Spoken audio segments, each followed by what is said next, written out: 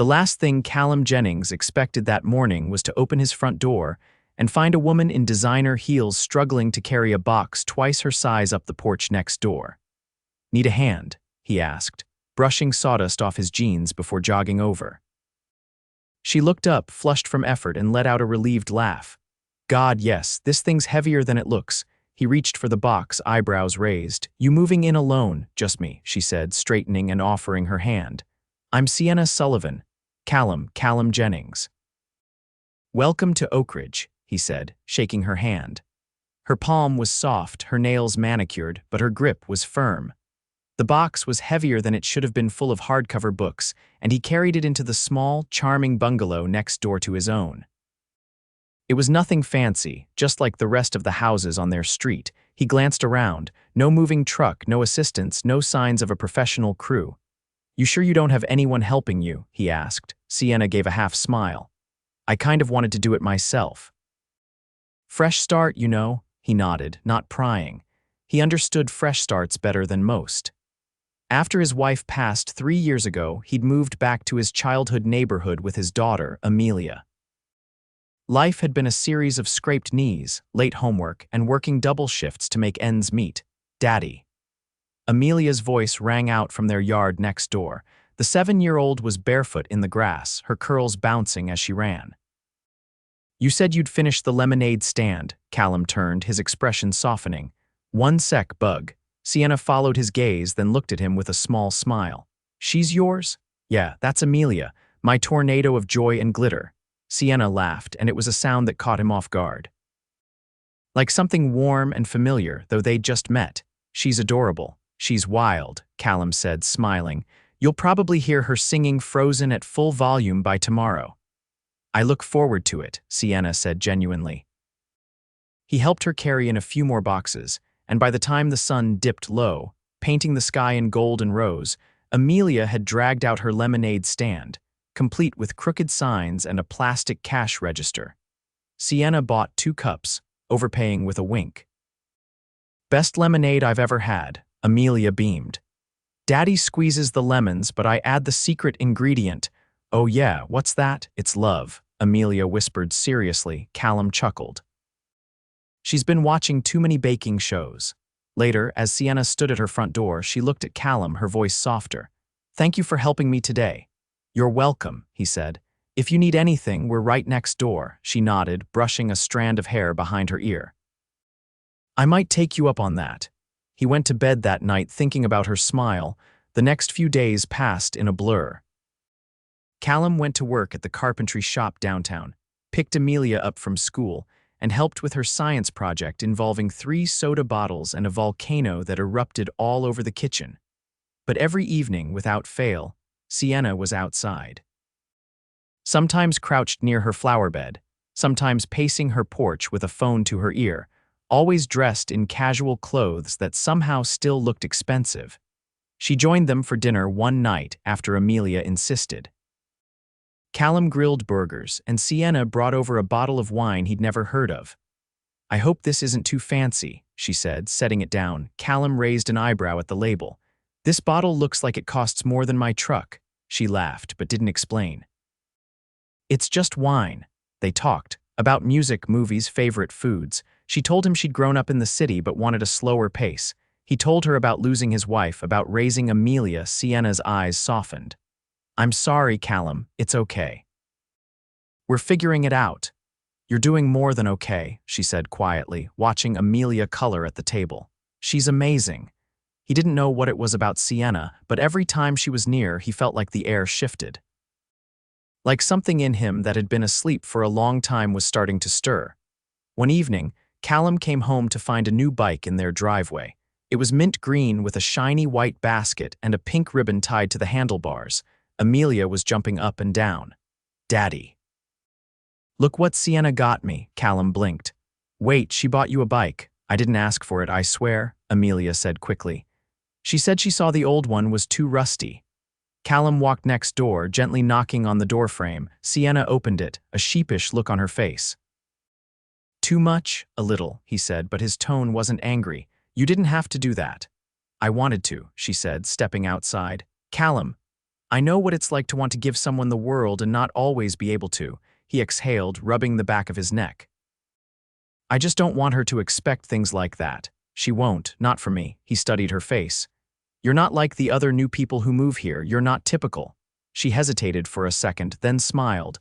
Is that a bad thing? No, he said quietly. Not at all. A week later, Sienna invited them both to dinner at her house this time.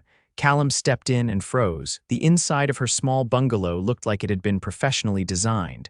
Marble countertops, leather furniture, a chandelier that didn't belong in a two-bedroom house. You decorated fast, he said slowly.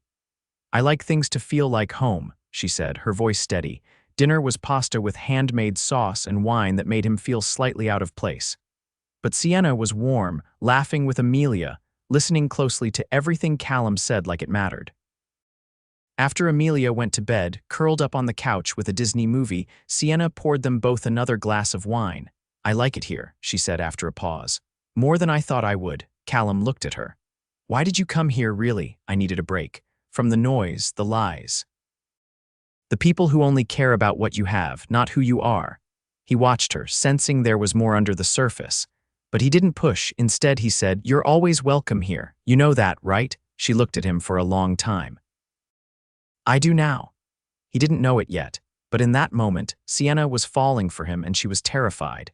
Because the man who welcomed her so openly had no idea she was a billionaire, and if he found out who she really was, she wasn't sure he'd ever look at her the same way again. The storm rolled in on a Friday, slicing through the sky with jagged lightning as the wind wrestled the trees lining Oak Ridge. Callum was fixing the loose gutter on his porch, muttering under his breath, when he spotted Sienna standing at her window, arms crossed as she watched the rain sheet down. By the time he stepped inside and shook off the water, Amelia was already pulling a blanket around her shoulders, her eyes wide. Is the thunder gonna knock the power out again? Callum glanced upward. Let's hope not. But just in case, grabbed the flashlight from the kitchen drawer. She darted off, and he moved to light the candles he kept ready for nights like this. He was halfway through lighting the third when someone knocked on the door. It was Sienna, clutching a waterproof jacket around her, her hair damp at the ends. Sorry, she said, breath quick. My power's out, everything just went black.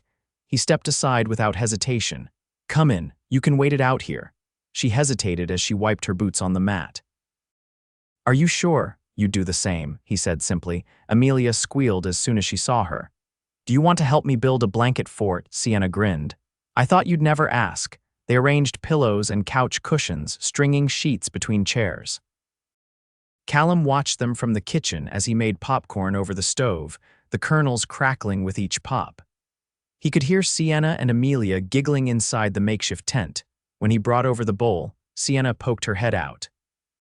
This is the best storm I've had in years. Glad we could provide entertainment, Callum said, handing it to her. She took it, but her fingers lingered on his for just a second too long. Later, after Amelia had fallen asleep inside the fort with her head on a pillow and a flashlight still glowing beside her, Sienna sat with Callum on the floor beside the couch, their backs resting against it. I haven't been in a place like this in a long time, she said quietly. He looked over. What do you mean, a blanket fort? She shook her head. No, somewhere that feels steady. Callum tilted his head, curiosity flickering. Did your last place not? She hesitated. Let's just say it was big enough to feel empty. All the space in the world, but not much warmth. He didn't press, but he could feel something unspoken hanging between them. Her words carried the weight of someone who knew what it was like to be surrounded by everything and still feel alone. You ever miss it? He asked. Sometimes, she admitted. But not the people, not the expectations, just the view. He leaned forward, resting his elbows on his knees. You miss the skyline, the ocean, actually, she replied. My old place overlooked the marina. Callum's brow lifted. You grew up near the water. No, she said. I bought it after, a big shift in my life. He noticed the way her voice faltered for a second, like she was choosing each word with care. Sounds like you've lived a few different lives, he said. She gave a soft laugh. Yeah. This one's my favorite so far. The storm quieted around midnight, and Callum offered to walk her back next door. They stepped outside into air that still smelled like rain, the pavement glistening under the streetlights. "Thanks for letting me crash your night," she said, pulling her jacket tighter. He glanced at her. "Anytime, you're kind of part of the team now." She stopped at her porch and turned to face him, her expression unreadable. "You don't know who I am," she said suddenly. He blinked. "Pretty sure I do." "No," she said softly. "You know the version I let you see." Callum studied her for a long moment. "You hiding something?" She paused. "Yes," he waited, but she didn't elaborate. Finally, he said, "When you're ready to tell me, I'll listen." She looked down, then back up. "You're not going to ask more?" "No," he said. "Because whatever it is, it doesn't change what I already know about you." Her throat moved as she swallowed. "You don't know how rare that is." He gave a small nod. "Night, Sienna." "Night, Callum." The door closed behind her, but he stood there for another moment, staring at her porch. There was something about her that didn't add up. The casual elegance. The way expensive things seemed to follow her, even when she tried to hide it. But then there was the way she looked at Amelia. The way she laughed without checking her reflection. The way she never made him feel lesser, even when he knew she came from a world that was nothing like his. That night, Callum dreamed of waves crashing on an unfamiliar shore and a woman standing barefoot in the sand, watching a storm roll in with fire in her eyes. By the next morning, Sienna was gone, not just out for coffee or a walk, but gone. Her house locked, the windows dark, no note, no explanation. Callum stood on her porch, knocking again, a strange unease settling in his chest. "Where'd she go, Daddy?" Amelia asked, tugging at his sleeve. "I don't know, Bug." He told himself she probably had errands, maybe work. Maybe she needed space. But by the third day, the anxiety gnawed at him harder. And then, on the fourth, a black town car pulled up in front of her house. A driver stepped out in a pressed suit, walked up to her porch, unlocked the door with a key, and carried out a leather garment bag Callum had never seen before. He watched from his front steps, arms crossed as the car pulled away. Whatever story Sienna had been telling him, it wasn't the full one, and he was starting to wonder just how much of it had been real. The Saturday after Sienna vanished, Callum stood in front of her gate for the third time that morning, still locked, still silent. The house, which had once felt inexplicably warm despite its polished elegance, now seemed hollow, almost staged. He turned away, jaw tight. "Let's go, Bug," he said, nudging Amelia's shoulder gently as she clutched her science project. "We'll be late." They headed to the school's spring fair, an all-day event filled with booths, games, and student displays. Callum hadn't planned on staying beyond dropping off Amelia, but she'd begged him to watch the volcano demonstration. He couldn't say no. He lingered near the cotton candy stand, talking with one of the other parents when a familiar voice floated through the crowd. "I wasn't expecting to see you here." Callum turned instinctively. Sienna stood 10 feet away, her hair pulled back into a low twist, wearing a crisp white blouse and slate jeans. Not a drop of makeup, but she looked like she belonged on a magazine cover. He stared for a second too long. "You disappeared." "I had to leave town," she said, stepping closer. "Family issue." He crossed his arms, didn't think to tell anyone, her mouth tightened. "I couldn't, it wasn't simple." Callum nodded slowly. "Nothing's ever simple with you, is it?" The tension between them sharpened. Sienna glanced around as if checking whether anyone was listening. "Can we talk? Now?" "I wouldn't ask if it wasn't important." Amelia came running up right then, her cheeks flushed with excitement. "Sienna, you're back." Sienna knelt to hug her. "Hey, sweetheart, I missed your volcano." "There's still one more show." Amelia grinned. "Come watch." Callum hesitated, then gave a short nod. "We'll talk after." They stood side by side in the grass while Amelia presented her project to a circle of clapping parents. Sienna remained quiet, her hands clasped in front of her. When the crowd thinned, she turned to Callum. "There's a place nearby," she said. "Private, 5 minutes." He gave her a long look, then nodded once. They ended up at the old greenhouse behind the school, long since abandoned but still standing. Vines crawled up its glass walls, half the panels fogged by time and dust. Sienna walked in first, brushing aside the hanging ivy. When he followed, she turned to face him, her expression unreadable. "I should have told you the truth sooner." Callum didn't interrupt. He waited. "My name is still Sienna Sullivan," she began. But I'm not just a woman who moved here for peace and quiet. I'm the majority shareholder of Sullivan Low Holdings. He blinked once. The real estate conglomerate. Yes, he stared at her. You own half of downtown Manhattan. Technically, closer to a third, she said quietly. Callum gave a short laugh, but it held no humor. So the woman who bought my daughter a bike and helped build a blanket fort lives in a penthouse somewhere with a private elevator?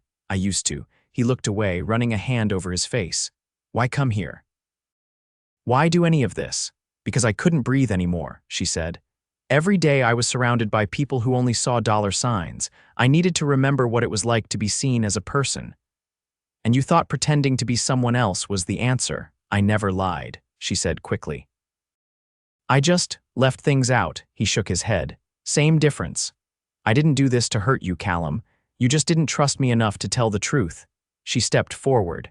It wasn't about trust, it was about fear. I've never met someone who didn't want something from me.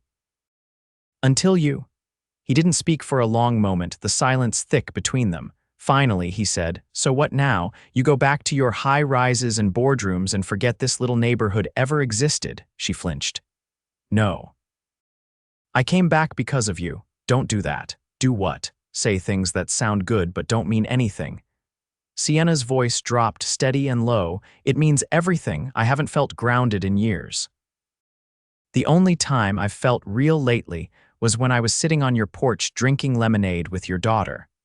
Or when I was watching you fix a leaky faucet with your sleeves rolled up. I didn't think I could belong in a world like yours, but I wanted to try. Callum's expression fractured for just a second. You don't belong in my world. Why? Because you think you don't fit in mine, he looked away. Because I don't. That's not your decision to make, she said, stepping closer. You keep trying to protect Amelia to protect yourself, and I get it, but you're allowed to want something for yourself too. He met her gaze, anger and confusion warring behind his eyes. You dropped back into my life like it was nothing, and now I'm supposed to believe this was all real. You already know it was. He didn't answer. Instead, he stepped back and walked toward the greenhouse door. She didn't follow. Back home, Callum sat on the edge of the couch while Amelia played nearby with her markers. His thoughts churned like a storm. He couldn't deny what he felt when he looked at Sienna, but he couldn't ignore the fact that she'd let him believe she was someone else. Later that evening, a black SUV pulled into Sienna's driveway. Callum watched from behind the curtain, his jaw tightening as a man in a dark suit stepped out, holding a briefcase. He handed Sienna something papers and spoke to her for several minutes before tipping his head and walking back to the car. The SUV disappeared down the street, and she stood there alone at the edge of her porch, holding whatever he'd given her like it weighed 100 pounds. Callum watched her for a long time, then he picked up Amelia's forgotten jacket and walked out the door. He didn't know what he was going to say, but he knew he wasn't done with her. Not yet. The jacket felt heavier than it should have in Callum's hand as he stepped across the narrow stretch of lawn between their houses. He paused at the bottom of Sienna's porch steps, unsure for the first time in weeks whether he was walking into something or walking away from it. Sienna opened the door before he could knock. Her eyes dropped to the jacket in his hand. I think this belongs to Amelia, he said. She nodded and stepped aside. Come in. The house was dim, the only light coming from a single lamp near the window. The scent of something herbal hung in the air, subtle and unfamiliar. She'd changed out of the blouse from earlier and into a simple navy sweater, like she was trying to blend into the quiet. Callum set the jacket on the arm of the couch. You had a visitor. She didn't pretend to be surprised. He was from the board. Board of what? My company. They want me back full-time in New York. He folded his arms. And I told them no, he blinked. You did. They didn't take it well. But they don't get to decide where I belong.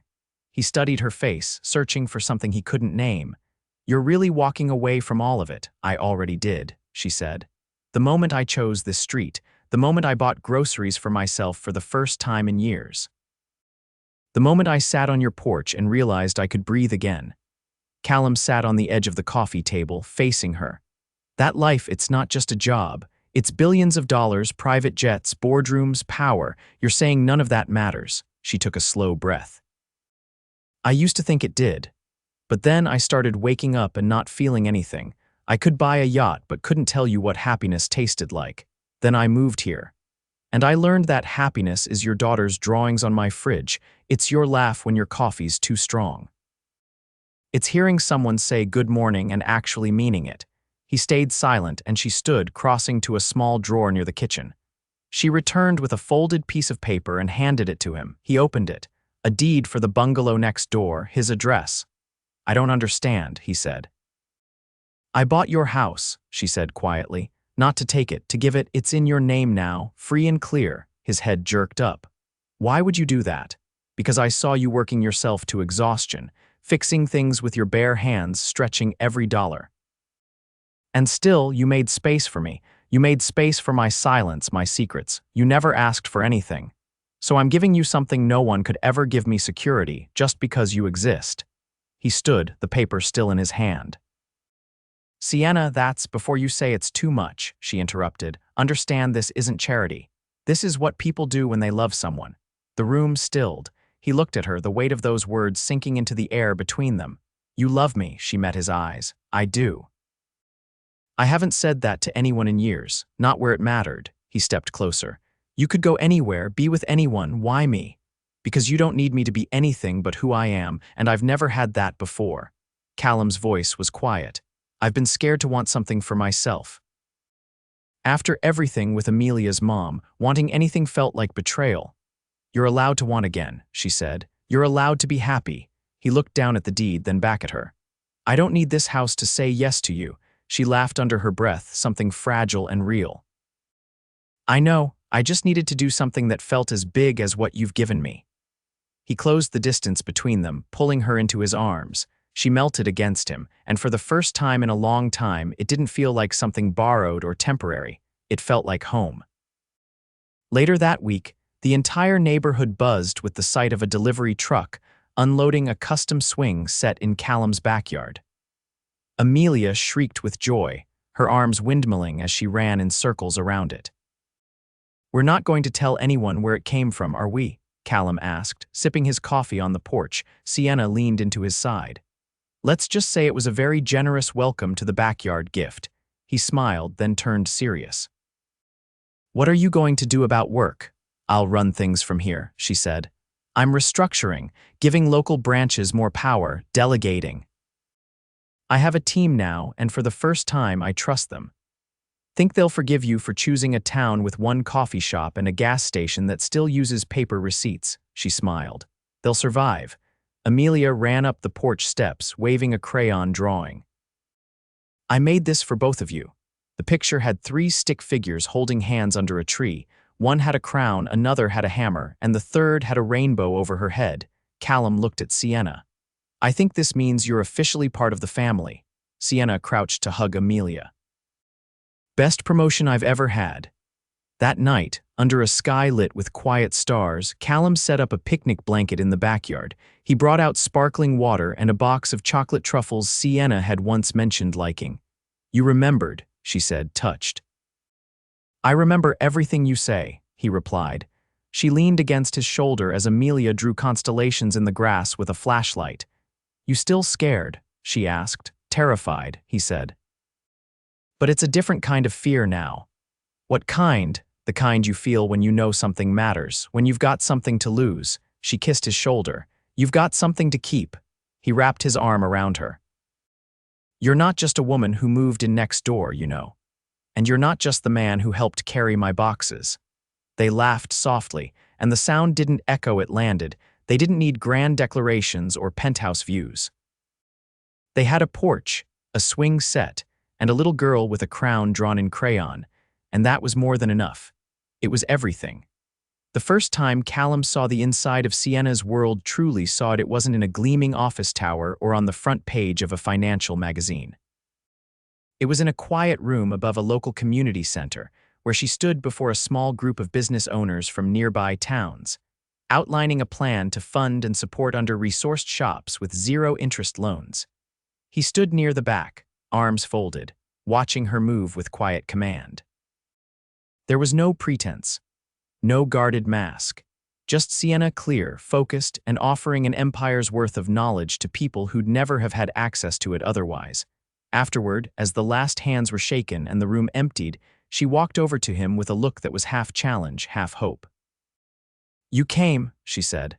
"I told you," he replied. "I'm not going anywhere." She let out a breath, and with it, something deeper seemed to release. "I've spent my whole life trying to prove I could keep the machine going, that I could run faster than the people chasing me. And now, all I want is to build something that doesn't need running from." He reached for her hand. "Then build it here, with us." She nodded slowly. "I already am." Later that night, Sienna invited him and Amelia to something she described only as a surprise. She refused to elaborate as they drove over winding roads until they reached the edge of a clearing lit by strings of golden lights strung between trees. Callum stepped out of the truck, brow raised. "What is this?" She gestured to the open meadow beyond the lights, where a small wooden stage had been set up, and several long tables were arranged with linen tablecloths and flower arrangements in mason jars. "It's not a gala," she said quickly, catching his glance. "It's a thank you dinner for the people who helped me breathe again." Amelia ran ahead, laughing as she chased the flickering lights of fireflies while Callum turned toward Sienna. "You did all this," she shrugged. "I had help." "Turns out bartering flower arrangements for business advice is a trend now." He stepped closer, voice softer. "You're different here." "I know," she said, "and it's not because I changed, it's because I finally stopped pretending." The music began soft, acoustic, familiar. Sienna took his hand, led him to the grass, and placed his palm on her waist. "I'm not great at dancing," he muttered. "I don't care." She guided his steps gently, and soon they were swaying beneath the stars, the rhythm slow and sweet. He rested his forehead against hers. "I want this," he said suddenly, the words raw and certain. "All of it. The dinners, the chaos, the quiet mornings. Amelia already thinks you're magic, and I'm starting to agree." She pulled back enough to meet his eyes. "Then let's not wait." His brow lifted. "Wait for what?" "I don't need a year-long engagement or 1,000 guests. I just need you, and Amelia, and maybe a slice of chocolate cake." He blinked. "Are you asking me to marry you?" She smiled. "I'm saying I don't want to waste time pretending we're not already a family." He leaned in, kissed her like an answer, and when they finally pulled apart, the world felt anchored in something real. They didn't plan a grand wedding. They didn't need one. A week later, surrounded by neighbors, local business owners, and a very enthusiastic Amelia wearing a flower crown, they stood beneath the same trees and exchanged vows written in late-night whispers and early morning kisses. Sienna wore a dress she'd found at a vintage shop, a soft ivory lace that made her look like she belonged in a storybook. Callum wore a navy suit that Amelia insisted needed a sunflower pinned to the lapel. When the minister asked if they vowed to build a life rooted in truth, laughter, and the kind of love that didn't need chandeliers to shine, they both said yes without hesitation. After the ceremony, Sienna pulled Amelia into their first dance as a family. Callum joined them, and for a few minutes, the three of them spun barefoot on the grass, laughter rising like music. In the weeks that followed, life found its rhythm. Sienna converted the second bedroom into an office, where she hosted Zoom calls with global executives in the morning and helped Amelia with her spelling words in the afternoon. Callum's carpentry business expanded. With Sienna's quiet backing, he opened a second location in the next town over a move that had once felt impossible, but now felt like the natural next step.